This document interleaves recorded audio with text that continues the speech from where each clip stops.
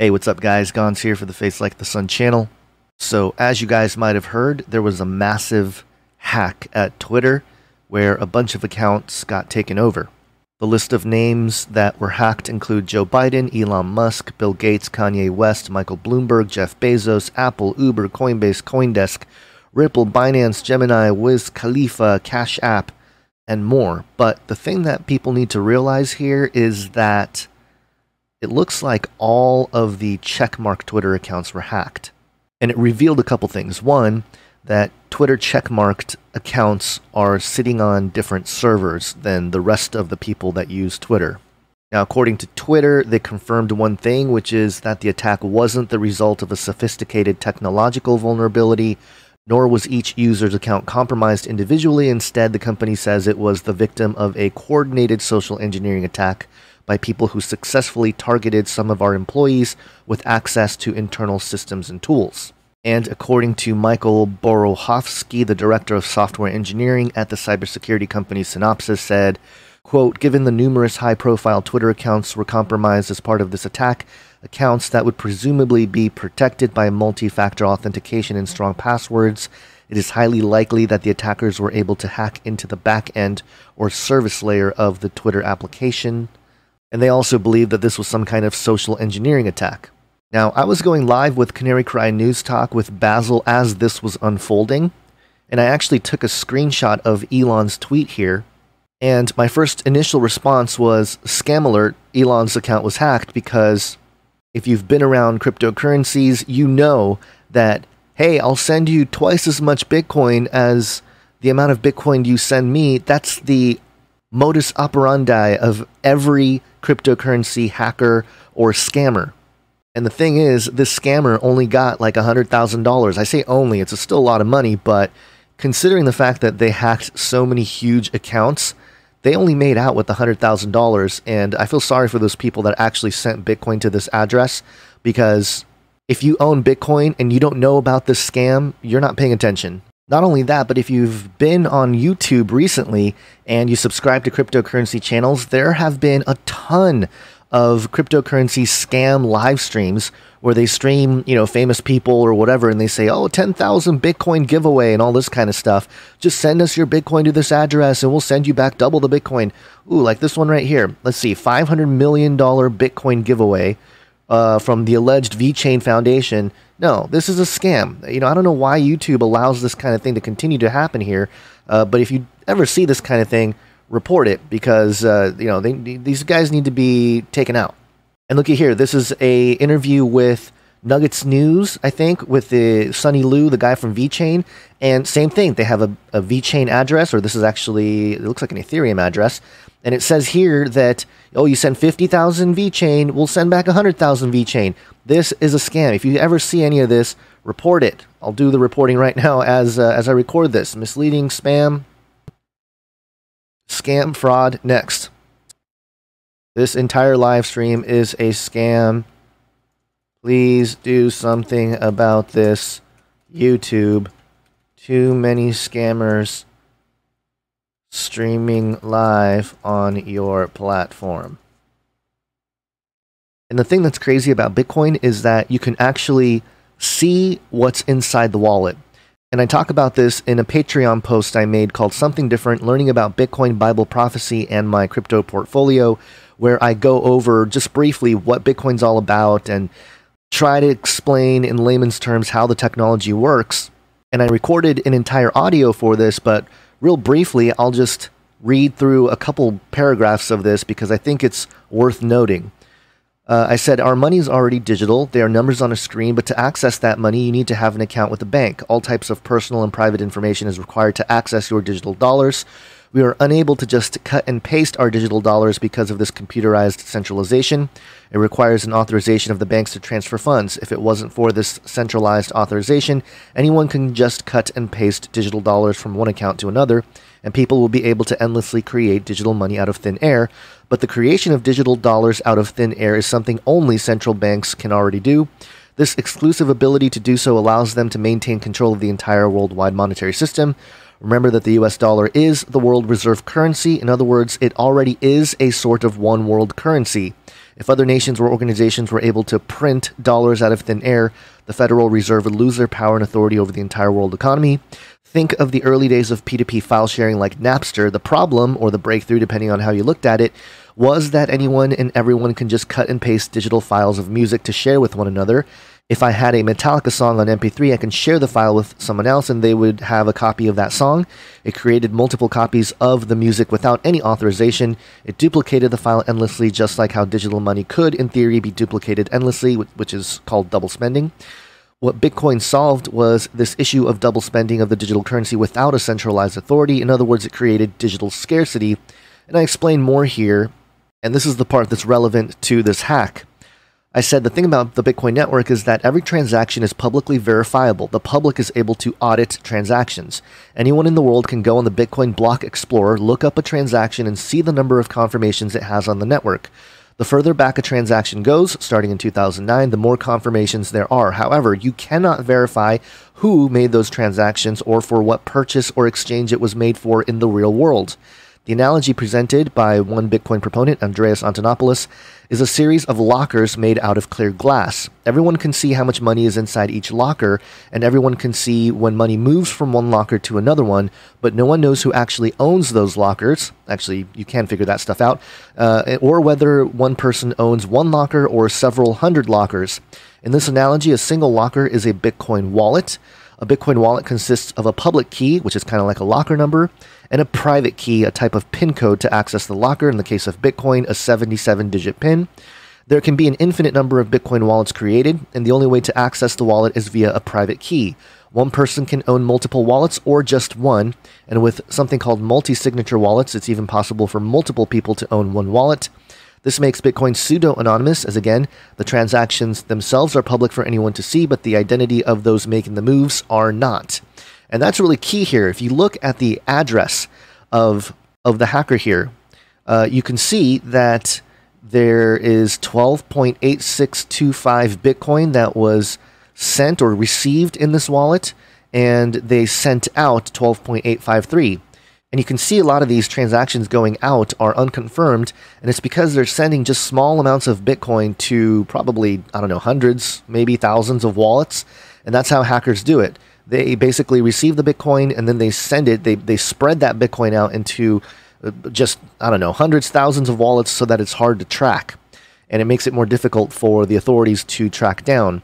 But it is possible, and there are vulnerabilities if this person happens to use one of the wallets or one of the addresses and cashes out, they'll be able to track down where, who, all this kind of stuff.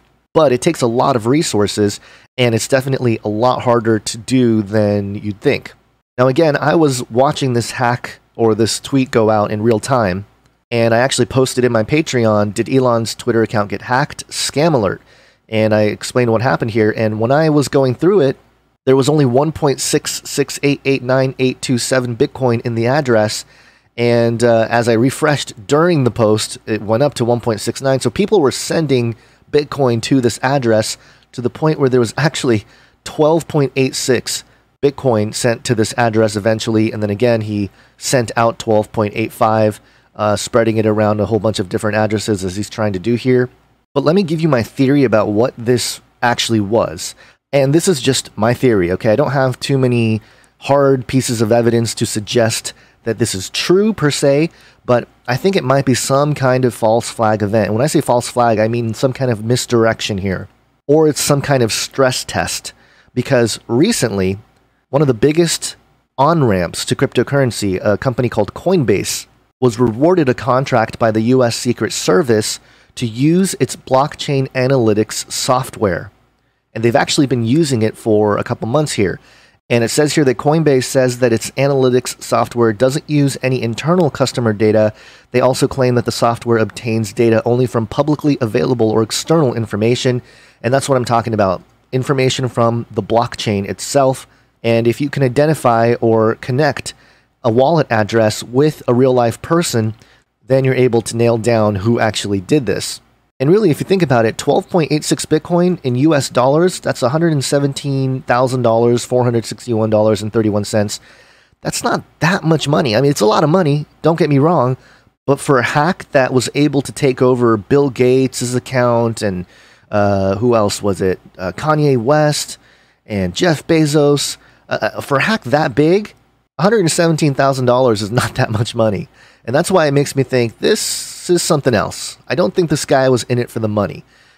Now, one thing that's interesting about this hacker, and we'll see if this happens as of this recording, I don't think it has, although it looks like there's some transactions taking place even as I record this, but the hacker could, in theory, send back the Bitcoin that was accepted into this wallet back to the wallets that sent the Bitcoin in the first place. So the people that got scammed out of their Bitcoin, technically this address or somebody else, whoever controls this, can send it back to the people that got scammed. And those people that got scammed can get their money back.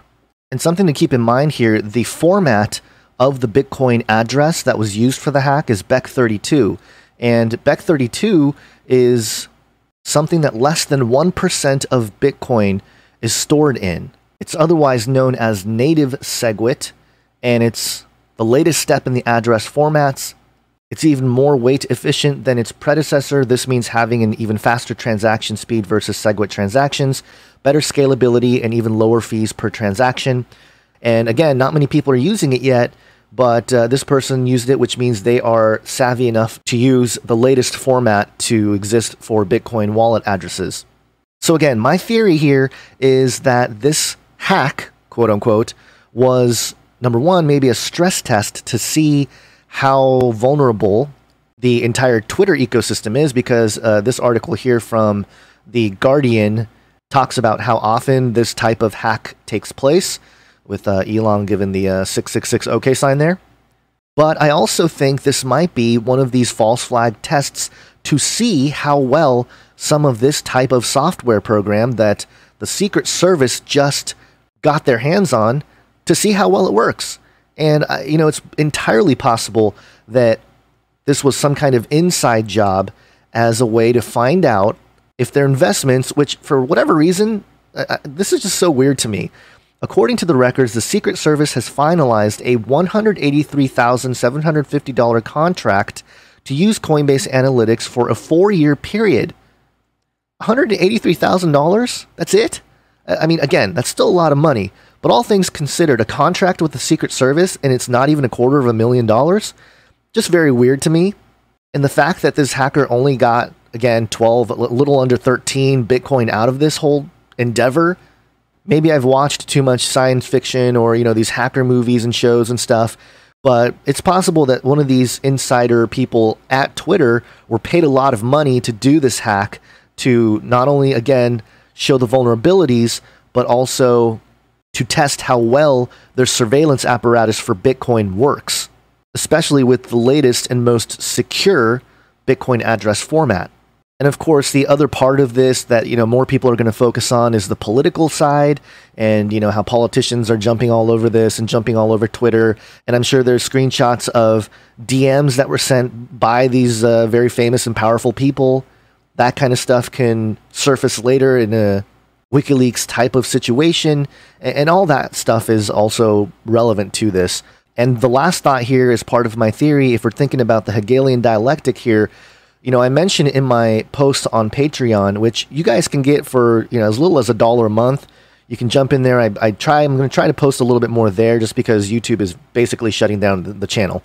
But right now, you don't need a mark on the right hand or the forehead to access your Bitcoin.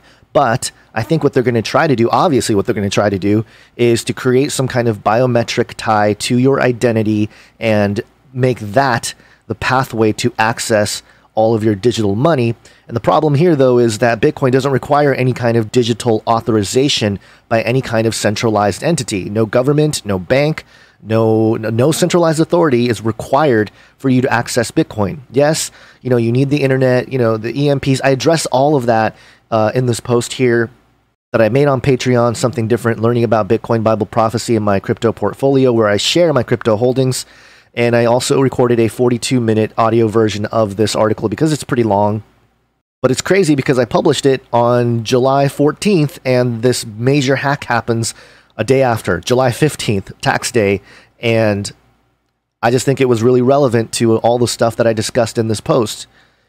So again, I think this is a stress test, a type of false flag hack to see how well the security is, but also see how well the tracking software of the public blockchain works to try to nail down, bad actors. Because remember, they took down a pedo ring based on Bitcoin movement. And I know people think, oh, Bitcoin is all used for black markets and all this kind of stuff. Yes, but also cash is used way more for laundering and black market and crimes and all kinds of stuff. Cash is king when it comes to all that stuff. So when people talk about a cashless society and push it as fear, yes, I don't think it's good to have a totally cashless society, but also think about what you're saying, because the world is pretty much cashless. If you've used a debit card or credit card, you're already using digital money.